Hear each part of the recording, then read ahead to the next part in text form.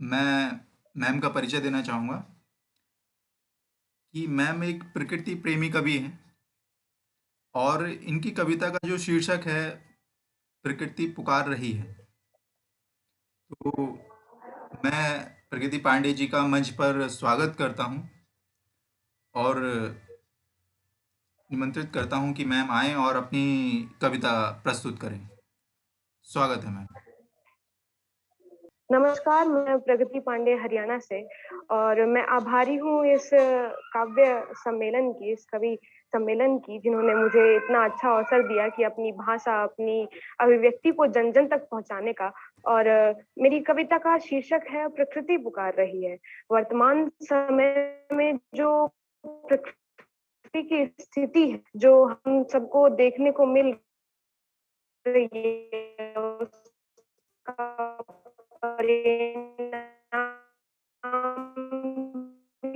प्रकृति की जो, और यहाँ तक यदि आप इससे ध्यान से सुनेंगे तो आप इससे अपने आप से रिलेटेड भी करेंगे, जोड़ भी पाएंगे। तो मेरी कविता की पंक्तियां इस प्रकार हैं कि अपनी आशियां का उन्मूलन देख, अपने आशियां का उन देख, वो चहकते पक्षी पुकार है। आइए ना, रोपण कर उनकी पुकार सुने। आंचल मैला होता दे अपना, मैला एक वो कल कल करती सरिताएं पुकार रही हैं। आइए ना, उनकी स्वच्छता में अपना योगदान दे, उसकी पुकार से सुने। अपने प्राणदायिनी शक्ति को क्षीण होता देख, वो कानों में सरसर करती हवाएं पुकार रही हैं। आइए ना, प्रदूषण कम कर उनकी, अपने हाथ पैर पटकने पर चोट लगता वो सिसकता बचपन देख पुकार रहा है। आइए ना, वसुंधरा की स्वच्छ माटी को सुख देकर उसकी पुकार सुने। अपने अस्तित्व को खतरे में देख, अपने अस्तित्व को खतरे में देख, वो रंभाती माँ पुकार रही है। आइए ना, गौ रक्षा का गौ संकल्प ले की पुकार। अपने सृजन के विध्वंस का तांडव देख की धरती पुकार रही है। आइए ना, अपनी इच्छाओं पर नियंत्रण लगा उसकी पुकार सुने। अपने प्रत्येक अंगों पर प्रहार होता देख, अपने प्रत्येक अंगों पर प्रहार होता देख, वो वेदनाप्त प्रकृति चीख रही है। आइए ना, उसके संरक्षण संवर्धन को व्यवहार में उतार, उसकी पुकार सुने। हाँ मैम, आप किस नाम से प्रकृति जुड़े हैं पुकार बताइए। रही है, आइए ना, उसकी पुकार सुने। धन्यवाद। नहीं नहीं मैम, आप जूम ऐप पे किस नाम से जुड़े हुए हैं? मैम जूम पे किस नाम से जुड़े हुए हैं आप? ठीक है मैम। मैम सॉरी चाहूँगा, एक कॉल आ गया था। कोई नहीं, कोई नहीं।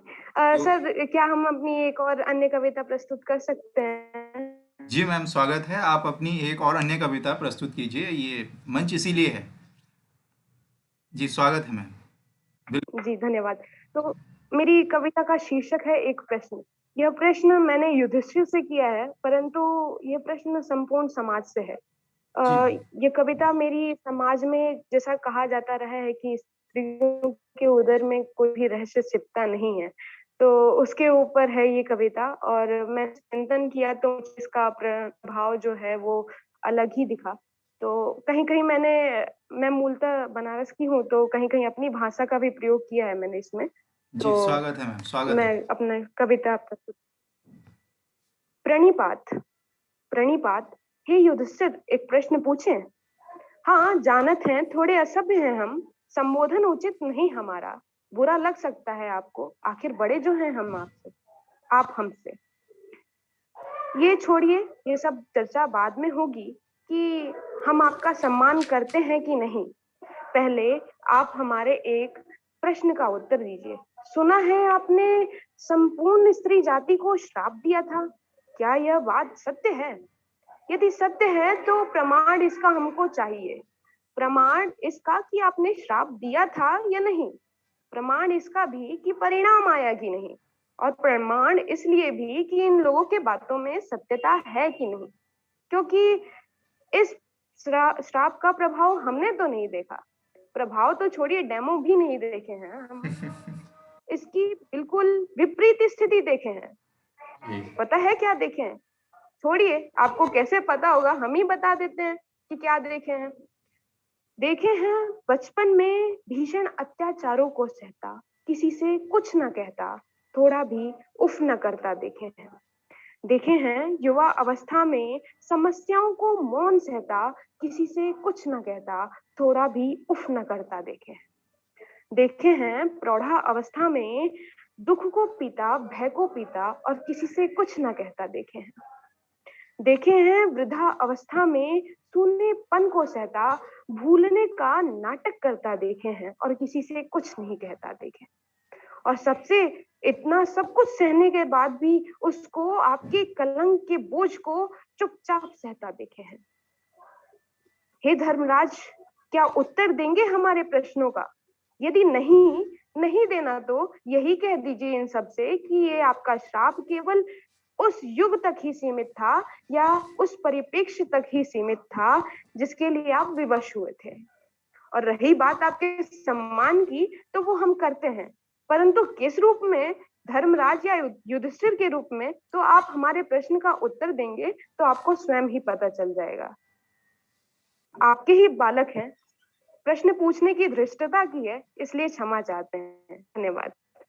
मैम बहुत अच्छा, और मैं खुद तालियां बजाता हूँ आपके लिए मंच की तरफ से, क्योंकि और मैम आपकी जो प्रकृति जी, बहुत बहुत धन्यवाद। है वो काफी गहरी है और प्रकृति के हर पक्ष पर अपना विचार रखती है।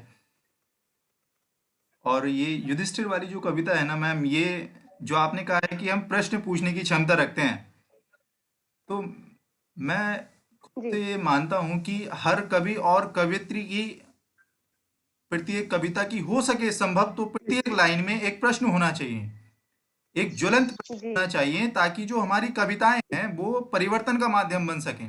और परिवर्तन तभी आता है जब हम प्रश्न खड़े करते हैं। तो मैं मंच की तरफ से सराहना जी। करता हूँ और स्वागत करता हूँ, और बहुत बहुत धन्यवाद आपका आपकी कविता के लिए। और इसी कड़ी में हम आगे आप से जी जी मैम। लोगों में आप सबका सानिध्य मिलेगा, आपका मिलेगा सद्मार्ग हमें, आप लोग मार्ग प्रशस्त करेंगे हमारा, तो हम अवश्य ही इस पद पे कार्य करेंगे। बिल्कुल बिल्कुल बिल्कुल। जी धन्यवाद। अब हम